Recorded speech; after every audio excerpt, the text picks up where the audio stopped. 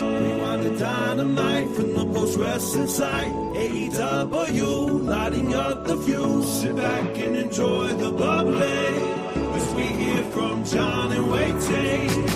Where we're going, we don't need roads. And if the buck stops here, this thing might blow.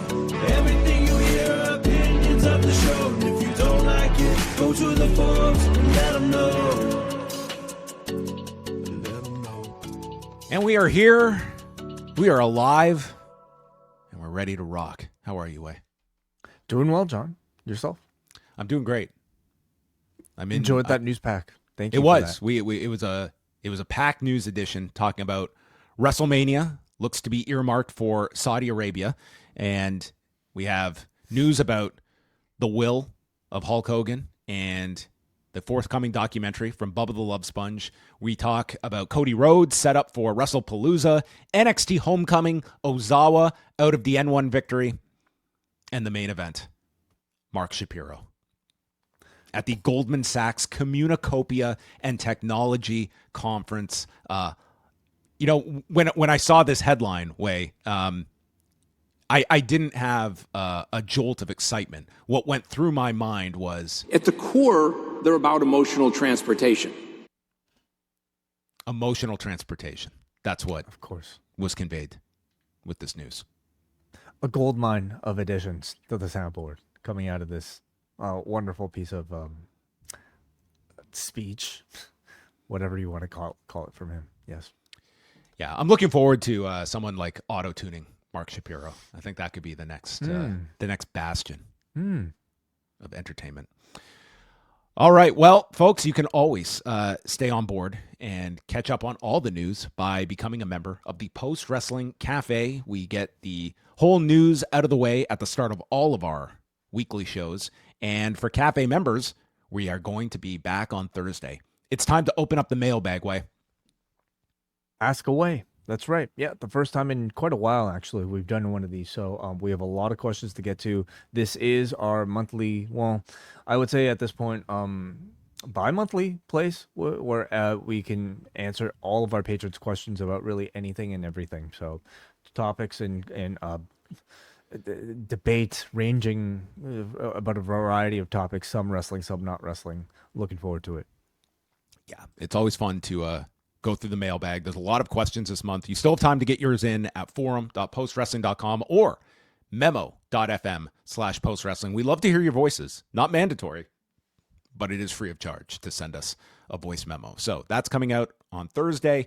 And then into the weekend we go. We got Rewind-A-SmackDown, Collision Course with Bruce Lord and Kate from Montreal. Also dropping on Saturday will be Davey Portman with the Cubs fan as they review Worlds Collide, taking place the night before in Las Vegas with El Hijo del Vikingo against Dominic Mysterio in the main event for the Mega Championship and on the eve of Canelo Alvarez and Terrence Crawford. I'm looking forward to hearing the Cubs fan. This is quite a big deal. I don't know if he's done much podcasting in the past, so we're very happy to have him, and thank you, Davey, for providing us with that show. And your weekend caps off with the return of the N.W.A. podcast on Sunday night. So look out for that show. And today dropping Pollock and Thurston, myself and Brandon going through the Bubba the Love Sponge response. A really interesting series of interviews Bryan Danielson conducted talking about WWE's counter-programming strategy and that corporations are not people, and getting into the mindset of why TKO is being so aggressive against WWE and the impact that AJ Lee had on that SmackDown number on Friday, as well as her YouTube numbers, which have been insane. That return clip on Friday has done over 5 million views. I think her Raw segment is like at 2.5. I mean, her return has been a big deal, and I think that she deserves a lot of the credit for that SmackDown number doing as well as it did on Friday against an NFL game that was airing on YouTube. It's amazing. It's amazing. I would have never thought that she would essentially be another version of her husband. And at least in drawing power, and I think it'll probably speak to, a lot to how much you'll be seeing her and the plans that they might have for her going forward. All right, we're going to move on over to the final week of the residency at the 2300 Arena. They will tape Collision on Thursday night, and that will be the conclusion of the Philadelphia run before they make their way over to London, Ontario next week for September to Remember. Mm-hmm. Which promotion took the better ECW name, or an ode to an ECW name between AEW and WWE? We have Wrestlepalooza and the former November to Remember. I would say AEW. Yeah. The better one. Tonight's number is going to be interesting because Dynamite, it did an all-time low last week. And this week, while sports was not a big thing tonight, this murder of Charlie Kirk, I have no doubt, is going to be like all of the coverage of all of your news outlets. And like that has been a massive story today. And I do imagine like news coverage is going to probably be pretty inflated tonight, and that could be a factor in things tonight. We will see when the numbers come out. But it was a sellout once again at the 2300 Arena, regular number of 916.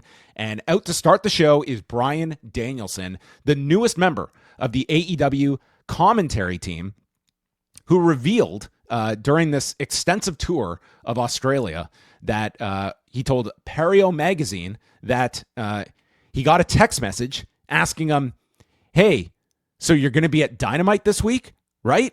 And his response was, "Huh?" And that person sent him a tweet where Tony Khan had announced that he is the new member of the commentary team.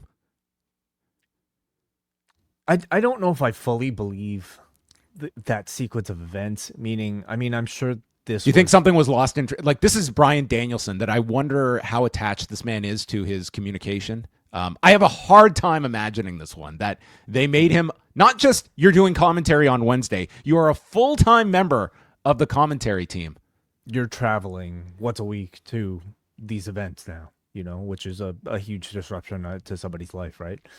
I feel like one of the reasons why he didn't want to continue wrestling in the first place was the weekly travel. And so I have to think that, discussions were taking place beforehand. And he did say him and Khan have talked about this before, but said that he didn't know it was a real thing until Sunday.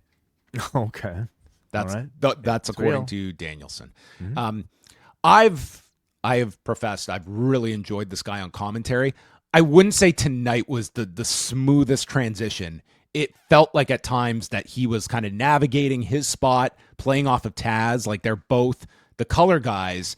And to me, it just felt a little bit like Danielson was still kind of getting his feet wet in this role, even though it's one that we have heard him in many guest spots before.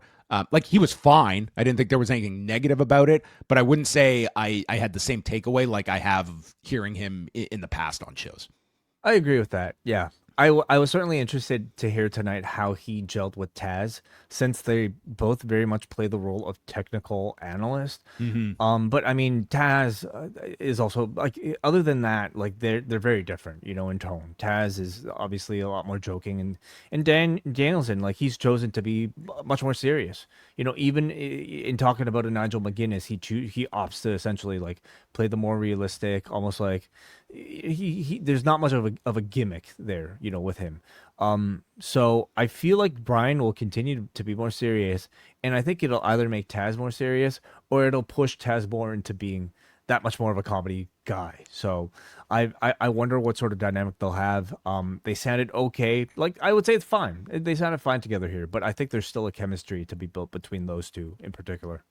Well, they really eased Danielson into like his bread and butter here by having a match where he had to attempt to describe getting stapled in your tits and mouse traps. I mean, that was probably the most like out of his element he sounded calling that type of match. Like a match, a type of match he clearly does not watch or consume in his own sort of personal, intake of pro wrestling. Yeah, that's not on the his wrestling playlist. Comedy hardcore matches. Yeah, I wonder. Hangman Page and Josh Alexander started the show, this being a rematch from Josh Alexander's debut in the Owen Hart Cup back in April. And very strong match to start off the show. We saw Page get caught with a strike from the floor during a pescado and then took a brainbuster onto the apron from the floor. But Page comes back. Crowd is going wild for him. Very lively crowd on tonight's show. They discussed the attack on Kenny Omega and how he's still under observation. But he's not away, right? He's not. He's basically here. He's basically working here on TV, even though he's under observation. Wait, he's not taking time off, is what I'm trying to say. Is okay. He's as good as here. He's still contributing. I mean, there's nothing that is not being done because of this attack. Yeah. So Page hits a Death Valley driver. The buckshot gets countered, and Josh Alexander starts a series of rolling Germans where he hits 2 in the ring, holds on. This is where Danielson notes that Josh has some of the best Germans because of his grip in the entire company. And that's the insight I want from Bryan Danielson. They make their way to the edge of the apron where Josh hits a 3rd German, and then they go to the floor. And I'm just thinking, please don't German this guy on his goddamn neck on the floor. And Page lands on his feet to prevent the 4th German. It's like, oh, thankfully no one got dropped on their head. And then he hits Josh with an exploder, and he comes right down on his neck. And this was the most genuine reaction Bryan Danielson had on the whole show, as he just freaked out at this guy landing on his neck and the vertebrae being compressed. The same thing that happened to me. Yeah. Took us right into the match. So they get back into the ring.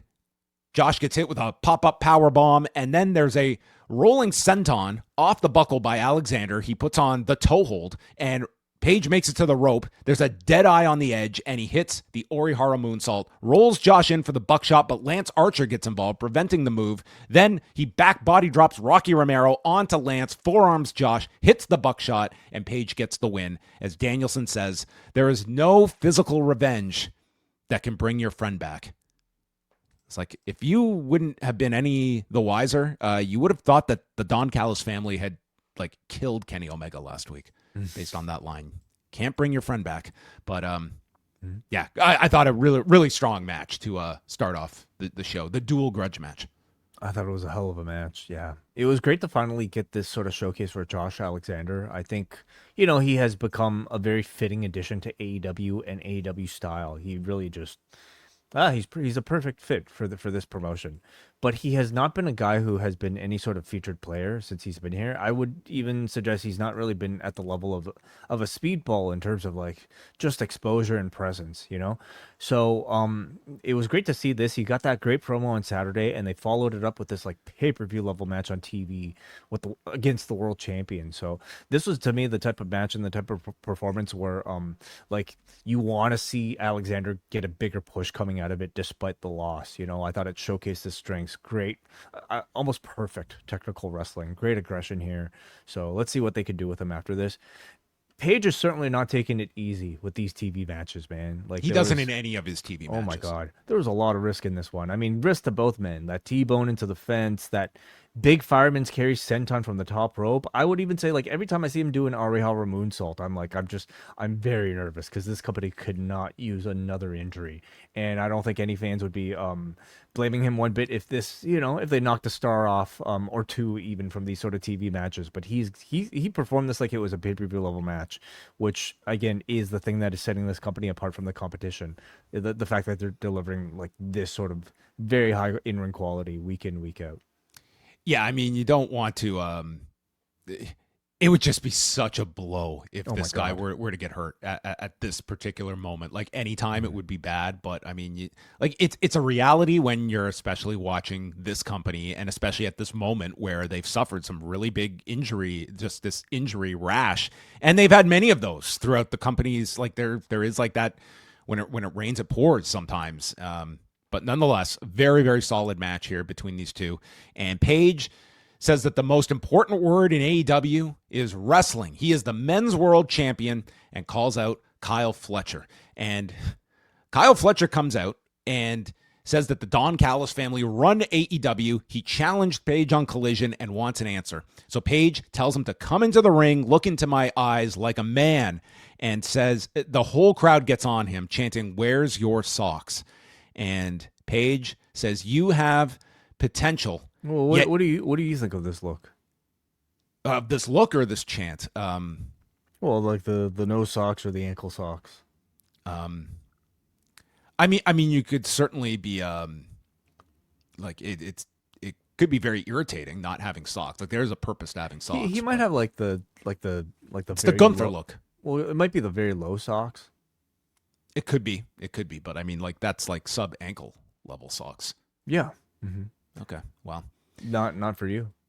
I think there's a real like blister concern. But I'm glad this was incorporated. Maybe this could have been the stipulation in the match. It kind of is his thing now. It's his bald thing, you know? So, I mean, I'm sure he'll run with it. Huh. Were you going for that? Okay. No, not even. So Page works it into the promo stating, you've got all the potential in the world and you can't even put socks on. And that got great ad lib pop. It was. He did play off it well. And says you're built like a brick shithouse. And when I look at you, I see myself 6 years ago standing across the ring from Chris Jericho, full of potential, but you're not ready. And Fletcher informs him, I'm 26. I decide when my prime is, and it's right now. I'm ready to carry this company and be world champion. So Page agrees to the match at All Out, but there is something he needs from him, and the crowd chants socks. And he needs Kyle to do it by himself, leave the Don Callis family behind, find some socks, and says that Kyle, you don't need anyone, or Kyle says that he doesn't need anyone to beat Hangman, and he gives his word that this will be man on man at All Out, and unlike you, I'm not going to fail like you did 6 years ago. Mm-hmm.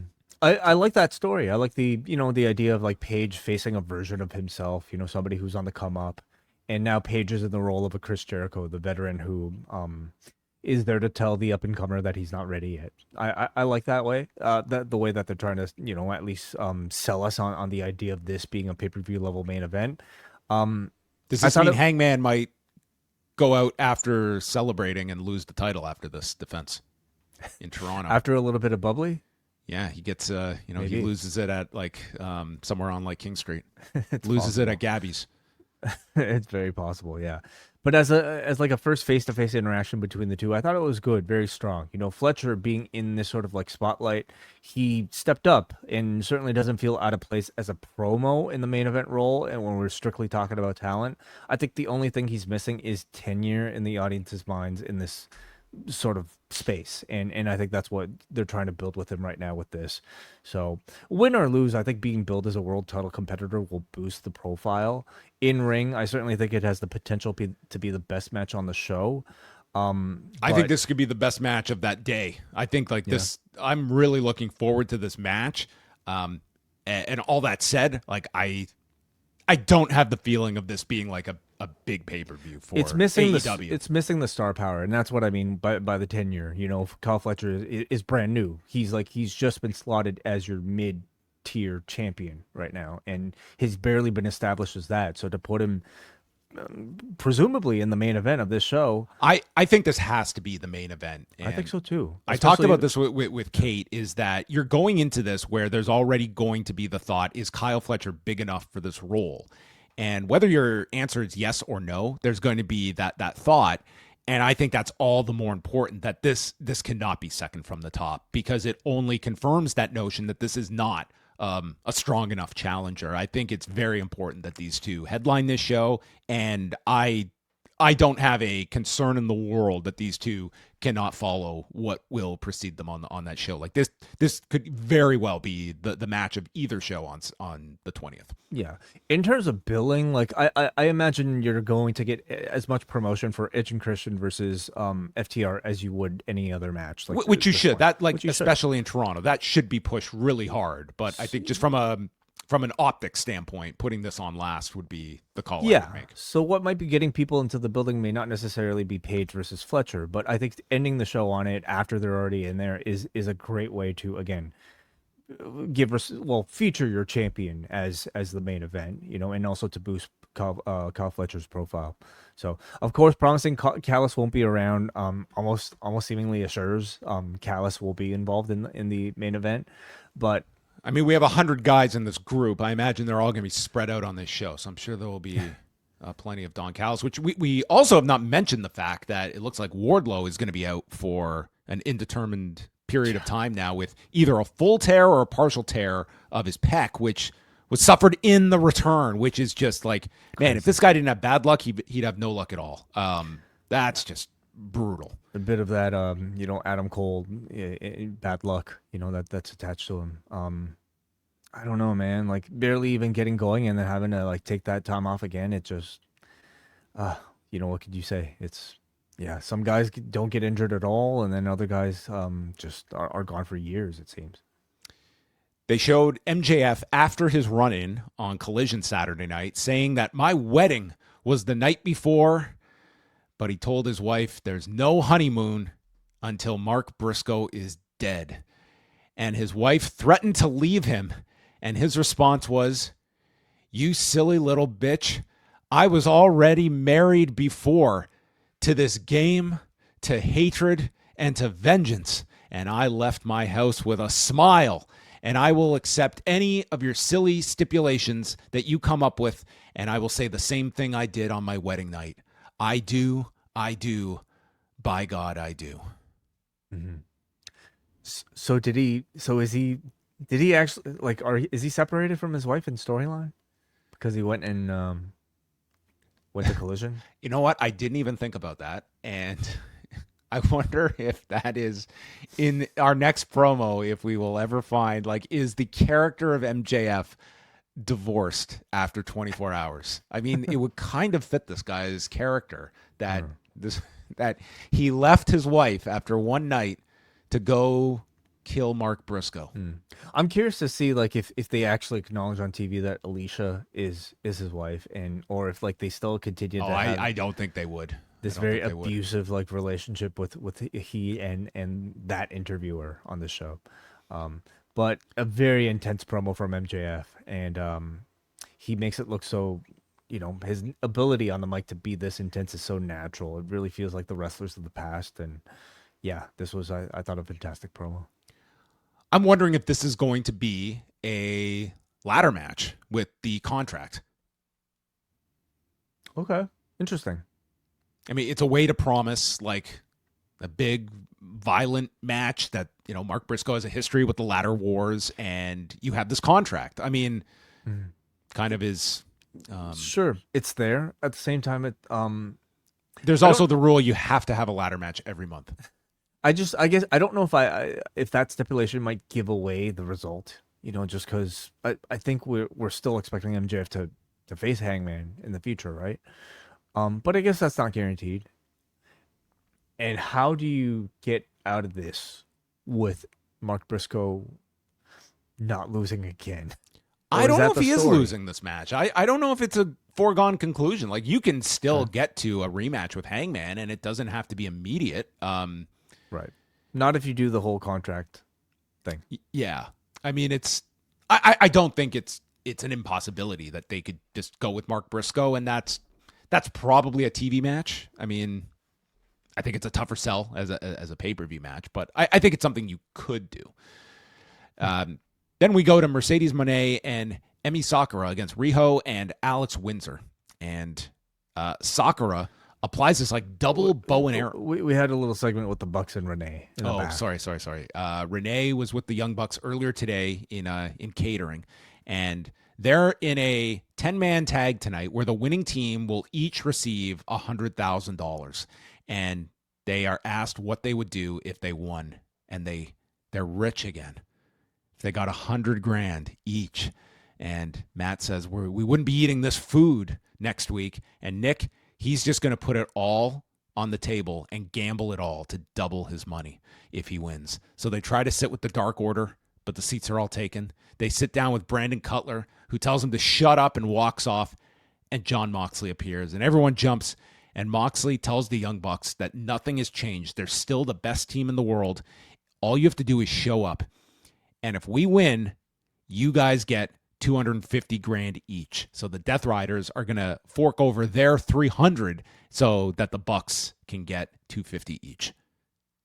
Well, that's very generous of them. Very nice. Yeah. I feel like the 100 grand was already enough motivation for them, but nice of Moxley to offer his and I guess Yuta and Claudio's share too. How do they feel about all this? Well, you can't restore your finances off 100 grand each. I mean, you need $500,000 to get back to your previous lifestyle. I would be fine with 100 grand. Okay, but I mean, I guess it does make sense that the Death Riders are not the money motivated type. So I guess this makes things a bit more aligned with their characters and obviously increases the motivation. Like, I just like how, like, maybe in Tony's mind, 100 grand, that's not enough.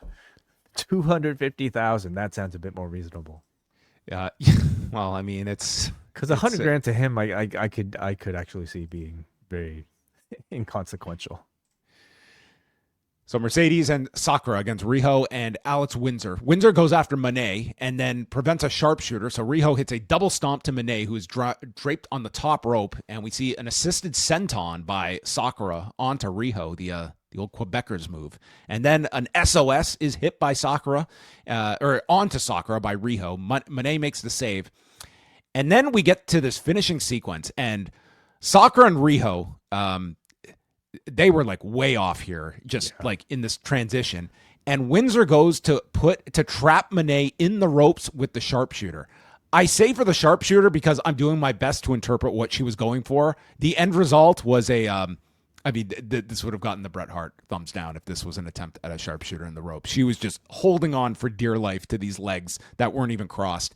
And then Riho does just this incredibly slow transition into the half crab as Sakura taps. So I thought this match was going along fine, but I just thought by the end of this, it was the double whammy of just a really poorly executed finishing sequence on all ends. And I just did not feel at the end of this match like you had really brought Riho up to feel like a competitive challenger for this pay-per-view that this match should have been able to hopefully give you with Riho. I agree. I totally agree. Yeah, something was up with like Riho and Sakura. First of all, with like a really bad looking schoolboy, and then ending with that mess of a just yeah. The crowd was very reactive, and I thought that really saved everything. This was a very easy crowd tonight, but probably the best crowd they've had since being in the 2300 arena. But overall, it did not do enough to single out Riho to make her feel like a deserving pay-per-view level act. I mean, for one thing, I thought Windsor outshined her in the ring for the most part here. Two, I think Riho was perfectly good. She stood out in year one of AEW, but AEW in 2025 demands much more like well-rounded wrestlers, people who can wrestle and who can talk and have great characters. And right now, Riho checks only one of those boxes, and she's not even, to me, the best on her team on this evening. So, I mean, beyond, I think, showing us something a bit more renewed in the ring, I think AEW could do a lot more to reintroduce the audience to her and to tell us why she's special, to accentuate the reason why she is, somebody so respected, right? I think Riho herself could do a lot more to improve the non-wrestling aspects of her abilities because, I mean, in 6 years, like, I wouldn't say she's evolved at all since when we first saw her.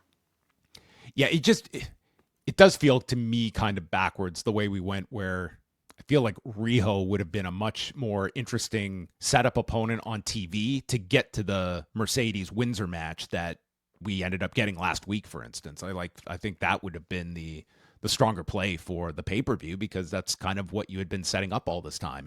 And just out of nowhere comes Riho, and like we're just a week and a half away from this pay-per-view. Like there isn't a whole lot of time left to build this up beyond just it's a match on the pay-per-view. It's going to be a good match, presumably. Yeah. Mm-hmm. And then we have Renee with Ricochet and the Gates of Agony, who call the Hurt Syndicate cowards, and they ask for Shelton to leave MVP and Lashley in the back tonight. Ricochet will do the same, and that's a demand, which is their new hand signal and slogan that they cap this off with. That's a demand. Okay. All right. Yeah. No. Mm-hmm. Is it the new Too Sweet, you think? Think everybody will be doing this? It has to be. Yeah? Okay. This is going to take the world by storm. So NXT Homecoming next week is going to have the biggest tag match in NXT history. AEW presents the most statistically significant tag team match of all time as we get a numbers video for FTR against Copeland and Cage with a Hockey Night in Canada inspired instrumental. It wasn't inspired. I thought this was directly it. Like, Was this the actual one? It was the same melody. If it was like a knockoff, I mean, I thought it was a blatant. knockoff. It was a pretty blatant one. Okay, well, Like, note for note the same. Okay, well, if they went all out for this, then good for them. FTR has 70 wins over 59 teams in AEW, the winningest team in 2025 with 2 AEW tag titles, 10 career title wins, while Cope and Cage, 7-time champions, 2-time TNT champions, 18 world titles between them, 58 title reigns between them. People say titles don't mean as much anymore. And 1 Emmy nomination, not Sakura. And this is the first time they will team in 14 years and the first time in 24 years that they have teamed in Toronto.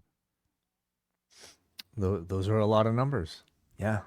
But I'm here for the Hockey Night in Canada music. I mean, this entire theme of this pay-per-view seems to be centered around the Leafs. You know, a blue and white color scheme. Oh my gosh. How many hockey spots and stuff are we going to get in this match?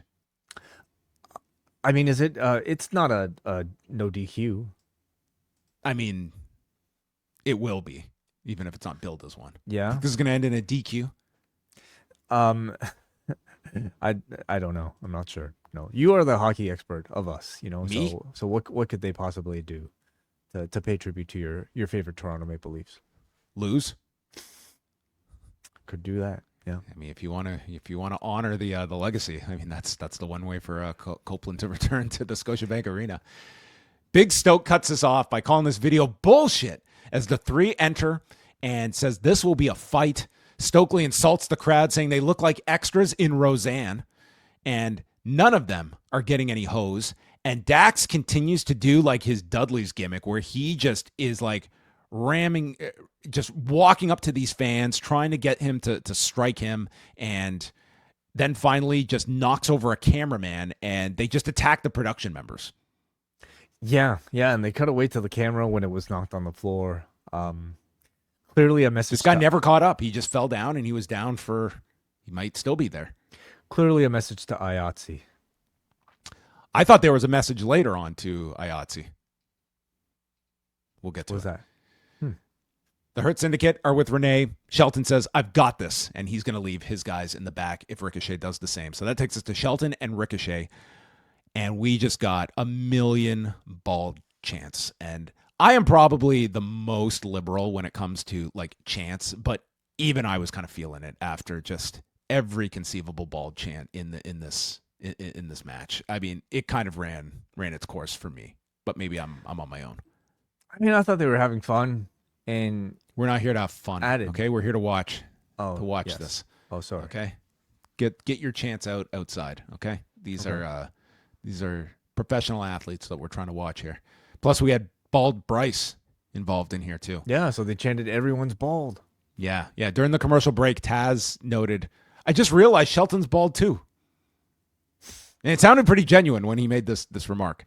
So Ricochet starts off with a Fosbury and a springboard 450. Benjamin does this aggressive kick out, and Ricochet goes to rake the eyes, and Bryan Danielson says, that's not legal, but it is something Bryce will allow him to get away with, which is very apropos. He does. Mm-hmm.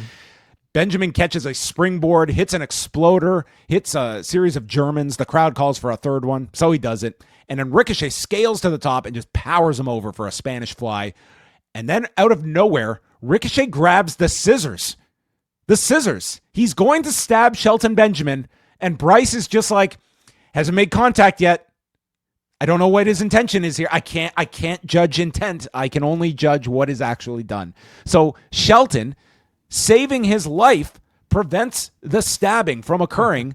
Bryce is just like, No one's been hurt with the scissors yet. I cannot make an official ruling. The crowd just wants to see a dude stabbed as they chant ECW, and Shelton grabs the scissors and he breaks the scissors. He did. He breaks them in half. And then the gates of agony run down. The announcers are stating how this is violating the gentleman's agreement. I would argue that the gentleman's agreement ended when attempted murder was on the table. But no, it is Toa headbutting Shelton that violates this unspoken agreement, and Ricochet rolls him up for the win as Shelton loses. Lashley and MVP run out, and dude, they had a hell of a brawl. Like, they were just, if you were watching like Khan and Lashley, these guys were just going all out on one another here on the floor. This was a very heated brawl. It was, yeah. I mean, I thought the match was fun, thanks to the wrestlers, but thanks to the I thought crowd. it was a good match. I could do without some of the chants, but hey, they had a good time. Who am I to judge? Yeah, I mean, they were, I thought, creative with their chants. At one point, they were doing, like, they're spelling out baldy. Let's go bald guys. Bald guys suck. We bald people. BALDI, baldy. And Ricochet hears this and decides to implement it into his stomps, which the crowd, of course, chanted along to. So, I mean, I thought there was a lot of creativity, both with the crowd and also within the wrestlers as well. And, ultimately, I mean, Shelton, to me, his transformation has been amazing. Like, in WWE, I always viewed him as this, like, sort of cruiserweight, agile guy. But in AEW, he wrestles like he's a giant, and I think he's also been very convincing in that role. So that was fun to watch. But ultimately, this was a very WWE-style ending to the match. We go to the rooftop, and there's Hook. He says that the Ops replaced me for the Trios Championships. But I understand it now after Joe explained it to me. I've been an athlete my whole life. I appreciate them having my back. But I need to stand on my own. Or maybe not. I mean, this seemed to, tie up those loose ends with the Ops for good. He seems to be done with them. He's not he's not going to turn heel on them. He's not even going to face them. He's staying a babyface. They're all staying babyfaces, but he's also indicating that he's going to partner with somebody else. So who do you think it'll be? Okay, so watching this in the moment, and I mean, not knowing the end of this show, I thought this could like somehow tie into like a Death Riders thing at some point where he would be getting his revenge on the Ops, but doing it with like a new group of some sort. Just because they are pushing like this idea of like this next generation now of the Death Riders. There's nothing about the promo that seemed to indicate that he's, considering turning heel. Nor really anything from last week when he was fighting them. I mean, the impetus here is that like he's been replaced and he's just like accepting of this, but he's cool deep with down, or is he cool with it? I guess I don't know if I read any sort of like ulterior motive to some of these words, nor do I find that much interest, honestly, if that was the case. Well, is there a tag team that interests you with Hook either? Not so much, but I'm also just trying to think who else is out there that might be a bit of a loose sort of wrestler that needs some sort of identity. Hook is somebody who, there's a certain appeal to him, absolutely. I think these vignettes look really cool. The promos still need a whole lot of work. He still really has to find his voice, still has to find his confidence. And I think he needs a great talker to still be with him right now. And I wonder if like an Eddie Kingston, like two New Yorkers would find some sort of like chemistry, with each other. But yeah, I don't know. Shivani's in the back with Fletcher and Callis. Kyle assures Callis, I've got this, and tells Dawn to trust him at All Out. So presumably they're promising you no run-ins at All Out, although we'll see if that is how it turns out. There is a gentleman's agreement that could be violated at any time. Philadelphia street fight between Toni Storm and Sky Blue. We didn't get the Sandman on this run of Philadelphia shows, but we got the closest thing to it because Toni Storm, after getting anointed by the Sandman and a signed kendo stick. She anointed the Sandman. Did she anoint him? Yeah. She knighted him. She knighted him. Okay. It's kind of backwards, isn't it? A little bit, yeah. Well, she came out with a signed kendo stick from one Jim Fullington and did the full Sandman entrance, smashing her head.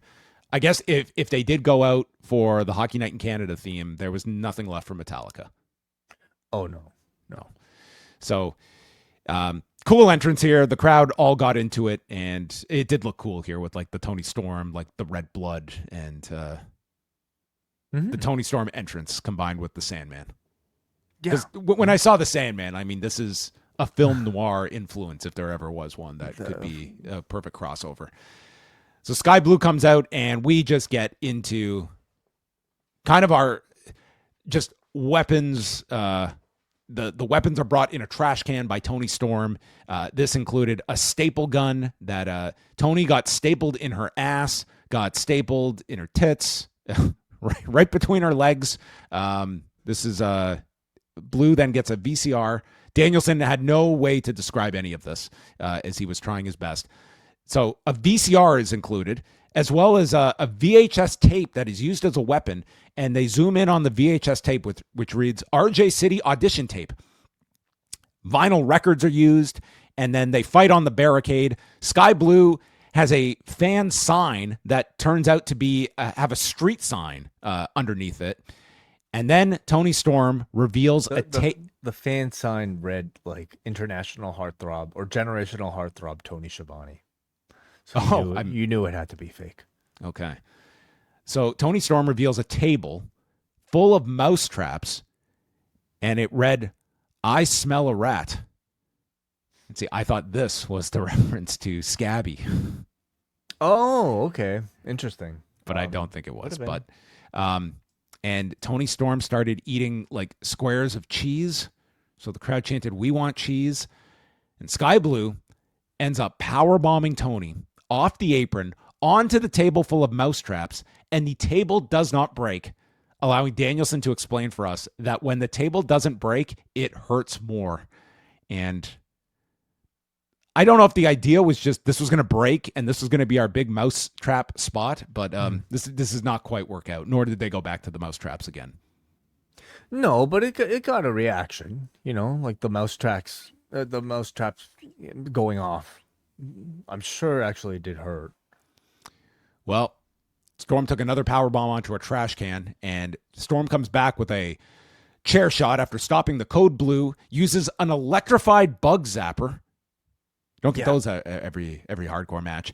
And then with a 2300 arena sign that was brought into the ring, it's placed onto Sky Blue, hit with the hip attack using the sign, and then a Storm Zero on the chair as Toni Storm gets the win.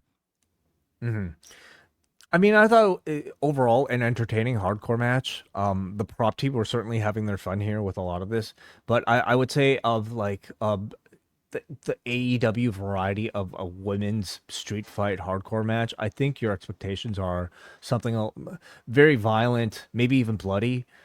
This I would say was more of a WWE variety where I think the props were much of the sort of appeal of it, but I mean they also did get into some more sort of serious, like I would say violent spots here, like with the mouse traps, certainly the staple guns.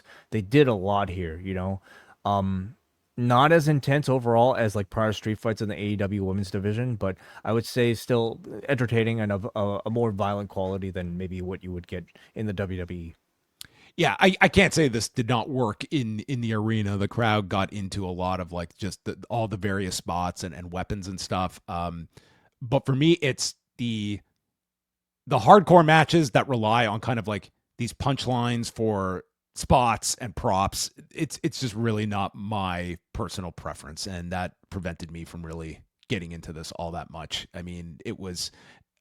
I think an apt comparison is kind of your WWE hardcore match, where it's more about kind of just popping the audience with like comedic violence that was filled throughout this.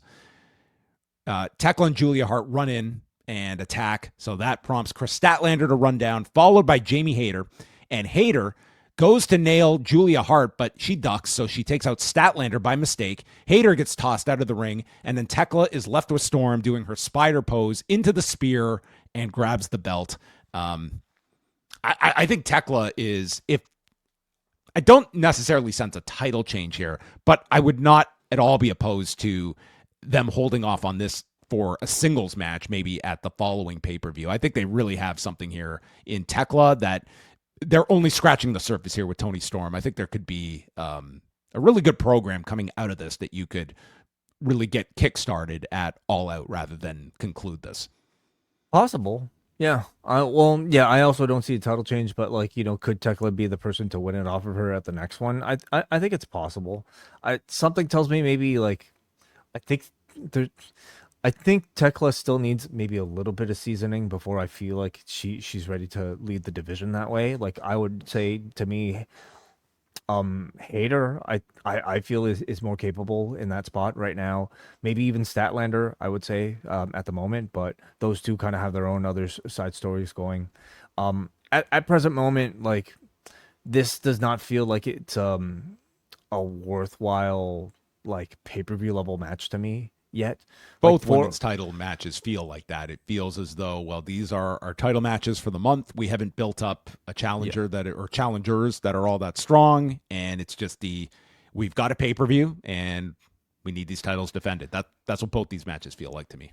Yeah. Like four ways by nature are already pretty impersonal, but the way that these competitors have just kind of been randomly chosen makes this feel even more like a TV level match rather than something for pay-per-view.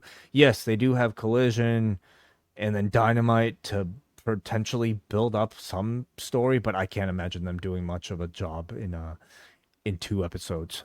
So this feels like certainly a major step down from prior Toni Storm matches on pay-per-view. Renee spoke to Willow Nightingale, who really wants to fight Marina Shafir. And before she can continue, Harley Cameron comes in and starts singing, playing the guitar. And Willow warns Harley about Chris Statlander and trusting her, and just warns her to watch her back. And Willow leaves, and Harley finishes her song with Renee. Yeah. So I guess we have some indication of, Willow's current thoughts on Chris Statlander. She still doesn't trust her, thinks she's working with the Death Riders. And the focus is now on Harley Cameron to see whether or not she could trust Statlander. Well, I mean, if you are going to turn Chris Statlander, these are 2 female baby faces that you can gain a lot of sympathy off of. Either Harley Cameron just destroying her, or finally getting the trust of Willow and then turning on her. That is another avenue to go. But I think we're still about a year and a half away from this Chris Statlander thing climaxing. Yeah, I think they're going to tease it. I don't see her turning, ultimately. Collision on Saturday night. That'll be taped Thursday. We're getting a rematch from last week's show with FTR against Tommy Billington and Adam Priest, or as Danielson called him, the Dynamite Kid, which we might as well just call him the Dynamite Kid. Well, what's his nickname? Isn't he... What is he? I mean, he's Tommy Billington. Doesn't he go by Dynamite something? I don't think so. He does not. He just goes by Tommy Billington. Yes. Okay. Mark Briscoe. Well, you just call him the Dynamite Kid. Yeah, let's just Boy. pretend he is the Dynamite Kid. Well, in Mexican wrestling, you pass on monikers like that. Can we not call him nephew of Dynamite Kid or Dynamite Kid 2? Can we not do that? You could. The Dynamite's kid in-law. Is that the relation? It's like a nephew. Isn't that the... He's the nephew. Yeah. So, okay. Mark Briscoe will announce his stipulation, and MJF will appear on the show. The newly single MJF in character. Sure. Yeah. Mm-hmm. And also, there's going to be a 3-way at All Out for Okada's Unified Championship. And the winners of these 3 matches will enter the match. So Saturday's Collision will have Okada against Michael Oku and Konosuke Takeshita against Anthony Bowens. And then next week in London, Ontario, the Beast Mortos against Mascara Dorada. So it would seem that they're at least going to be dangling the idea. It's going to be Michael Oku versus Anthony Bowens versus either Beast Mortos or Mascara Dorada. That's kind of what I thought. I figured that the Unified Championship is going to change hands on Collision after all this time with Okada, the longest reigning champion in AEW.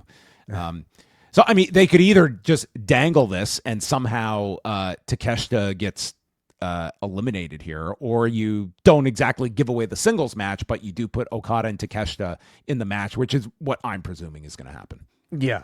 I mean, I'm expecting Okada versus Takeshita versus, can we assume Mortos?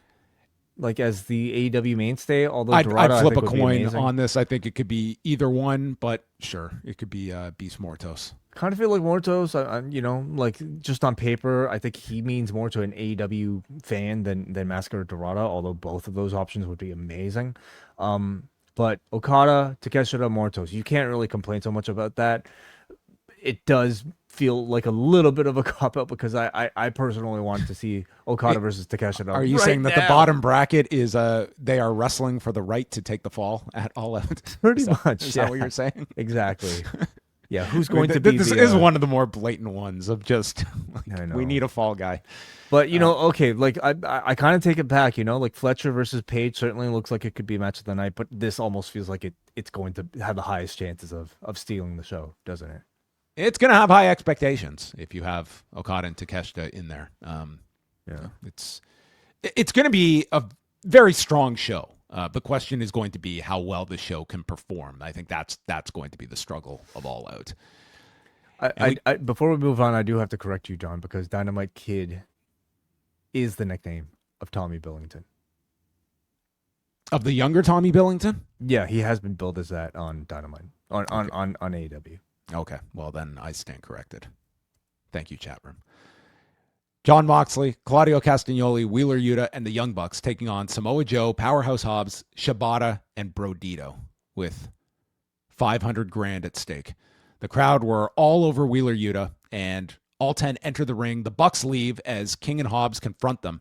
And then there's a dive by King, and Bandito hits a frog splash onto Claudio. Bandito went for the deadlift vertical onto Claudio, but he's yanked down by Yuta.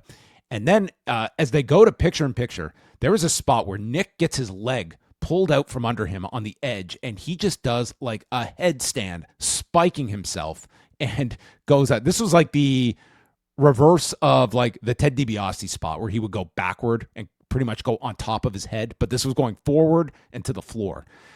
So they had the advantage on Bandito for a long time until he reaches Hobbs, and Shafir distracts referee Rick Knox, as Yuta uses the chair to the back of Hobbs, no effect. And then Claudio goes for the giant swing onto Brody King. Is this the roughest giant swing that Claudio has ever performed? I'm sure he's failed at this at some point, but it feels like it doesn't come to mind. It feels like this man pulls this off every single time on every single wrestler that he tries it on. This was not the night. He even so reset hard. And still just this one was not happening tonight with Brody King. Has he ever done it to Brody King in the past? I don't know. Like whatever. Like, but it was total failure, unfortunately.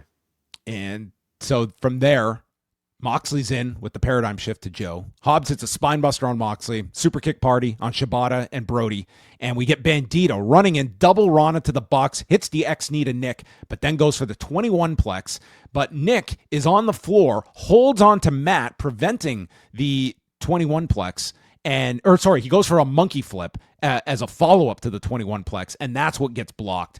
And Nick assists Matt with his legs on the ropes, pinning Bandito, and the Young Bucks are $500,000 richer between their combined net worth from this match, and would presumably be facing Brodito at All Out, was the takeaway from this, as the two teams fought their way to the back as the Death Riders fought the Ops. And before we get to the rest of the post-match, how did you feel about the 5-on-5 $500,000 tag match? I thought it was great. Yeah, a lot of fun. As honestly, I don't have a ton to say about these other than they're great. Like it's a lot easier to maybe pick apart like a match that like actually sucks and actually has problems, but these matches featuring this group of guys rarely does.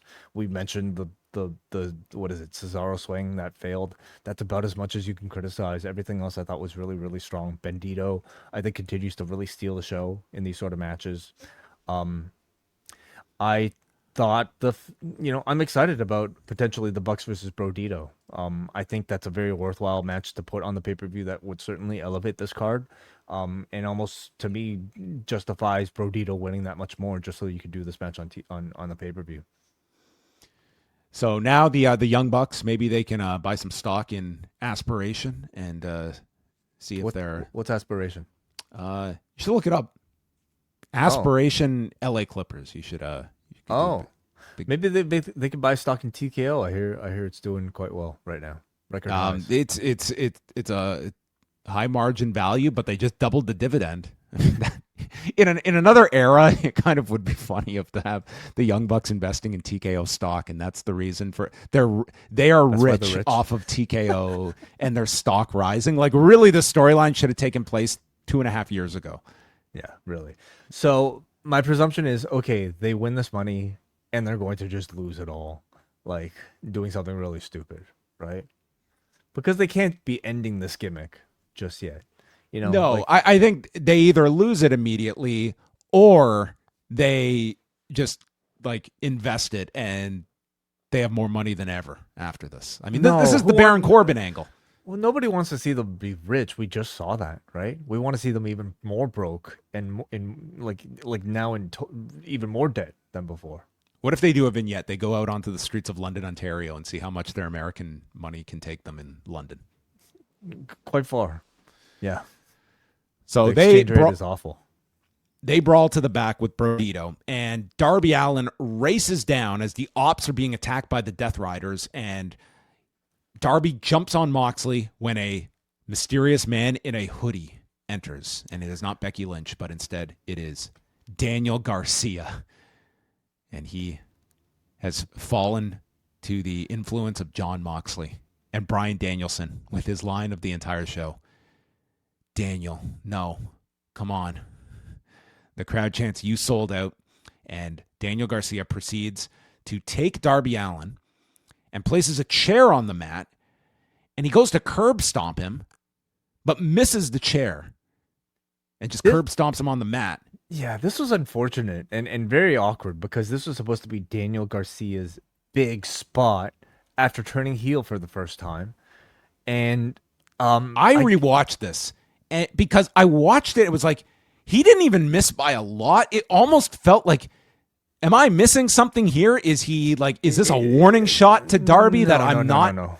Because then I got my answer because they just redid the spot because it was so important for this angle that I had to curb stomp him on the chair. So they did it over again. But I don't know how this got mangled. I think it's simply the mechanics of like what's happening here, and that he has to pull the two arms up. And in shifting his body weight, one of the he's kind of twirled him like a skateboard basically, and like Darby unfortunately went out of position for the actual stomp itself. And there was this like very awkward moment of like, you know, Moxley's like pacing around like looking down and like he's thinking, what the fuck happened? You're supposed to stop him on the chair. And like these two had to have some sort of like non-verbal or verbal, you know, agreement to just do it again. They did it again. It was fine. And in all the replays, you will never see that. You will never see this first one again. It would be my assumption here.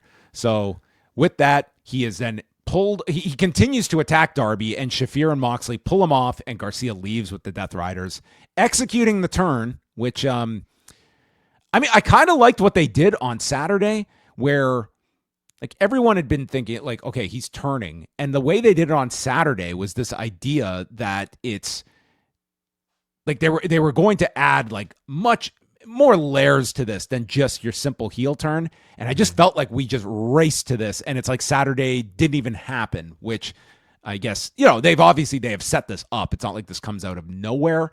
I just thought they were going to be a little more, I thought this was going to be a lot more interesting to get to this spot than just it just felt like they leapfrogged to he's joining the Death Riders so quickly.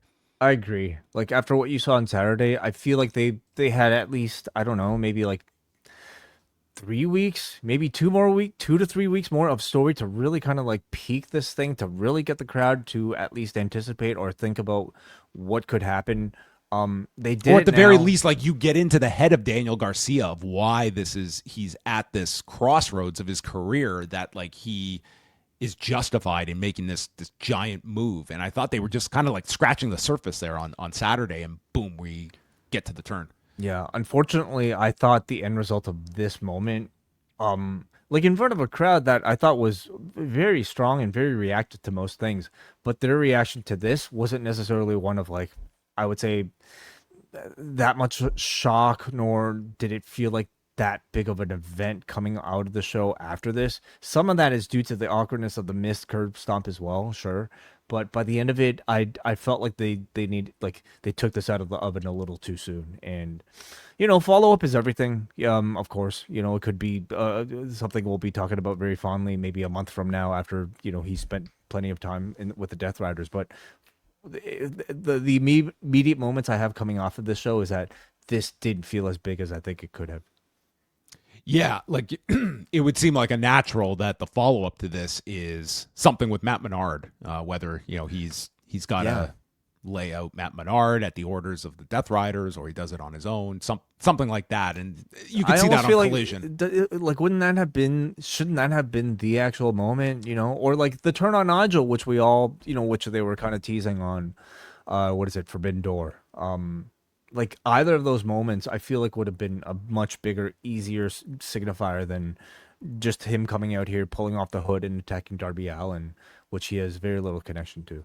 Well, I'll say the turn tonight I thought was underwhelming. I might think differently depending on what they do on Collision, which is the show you'll get Nigel and presumably Menard on, and maybe they do have a good follow-up to this, but I would not say it was... But the shock is gone by that point, right? Yeah, somewhat. I mean, We'll see, but yeah, I found this to be an underwhelming turn at the end of the show. Yeah, and so ended a Dynamite that I would certainly say was not at the level of last week's Dynamite that I thought was a very good show, and even more so Collision, which I thought was a really excellent show on Saturday night. Tonight's show, you got a really great match with Hangman and Josh Alexander. The 5-on-5 was very strong. Yeah, Ricochet and Shelton I enjoyed. I would say like the two women's matches, I would say for different reasons. The tag match to me was a really disappointing match. And the hardcore match, I think it's left to like if you enjoy that type of match. I mean, they catered to that, and the audience certainly got into kind of the hardcore spectacle of it. Yeah, I thought it was a show that delivered like what you're looking for out of a Dynamite, in that it delivered pretty solid wrestling up and down the card, like good, solid to very good wrestling up and down the card. For me, I do continue to feel like the build to All Out has been lacking in comparison to the prior two pay-per-views, and the card itself at present time does feel lacking, certainly compared to the prior two pay-per-views too. Again, this is one where it does feel like they are kind of a victim of this 4-week cycle, where they're coming back so quick. A lot of time. And for me, my criticisms are mainly about like the card itself. For me, like Tony, usually say what you want about maybe the build. The card is usually very spectacular. This feels very much like a B show in comparison to maybe the prior two, which for All In might be unfair, but I mean, All Out has had pretty strong cards in the past. But they've also Brodito versus Bucks, could be a really big one. Yeah, they have 8 matches announced so far, with Copeland and Cage against FTR, Hurt Syndicate against Ricochet and Gates of Agony, Mercedes Moné and Riho, the Coffin match, Jon Moxley versus Darby Allin, MJF against Mark Briscoe, stipulation to be determined, Toni Storm, Jamie Hayter, Chris Statlander, Tekla for the women's title, Hangman against Kyle Fletcher, and then the 3-way match for the Unified Championship that will be set up over the next week. And a week from now, we will be starting an hour later because Dynamite is going, well, I should say it's September to Remember, with a 2-hour Dynamite and a 1-hour Collision. Right. Mm-hmm. From London, Ontario. From London. Correct. Yep. So we'll have plenty of time. Maybe we'll get an hour of the Riho story. Maybe. The road to All Out for Riho. Yeah. So next week will be a 3-hour show, and we'll be live right after at 11 something. Yep. Yes. About the length of the Love Sponge documentary. Maybe we will watch it picture in picture next week. Maybe we can have September to Remember on one, and we'll have Video Killed the Radio Star on the other, and we can compare notes after. We could, yeah. But even then, I don't think that will even come close to matching the length of this week's N.W.A. podcast, which will be going live on Sunday here at youtube.com/postwrestling, where those guys, I'm sure, will be there for much longer than either of those things. Could you watch September to Remember followed by the Bubba the Love Sponge documentary in less time than the NWA podcast will clock in at on Sunday night? We shall see. We shall see. I mean, those guys put in a lot of time talking a lot about, The Iron Men. The Iron Man of post wrestling for sure, like podcasting deep into the night on Sunday. And they are going to give us enough content for the entire month in one sitting. So look for that 8 p.m. Eastern time at youtube.com/postwrestling. All right, we're going to move on over to the forum. Thanks to everybody for listening to the review here on the YouTube channel. Dynamite Kid mistakes aside. And we will I hate bringing those up, John, because like it always tends to be you should be. It always tends to be a little bit awkward because I know how much it bothers you to know that you made a mistake. And but at the same time, if I don't mention it, you have to. Like we're all going to, hear about it afterwards, right? So yeah, we kind of have to. All right. I'm only saying this because of something I will tell you off air. That has nothing to do with Dynamite Kid, but separately. Oh, okay. We will join you on the forum. Maybe I'll tell everyone on the bonus. Yeah. On the other side. Sure. I won't. But anyway, we will chat with you then, and then we're back Friday night after SmackDown.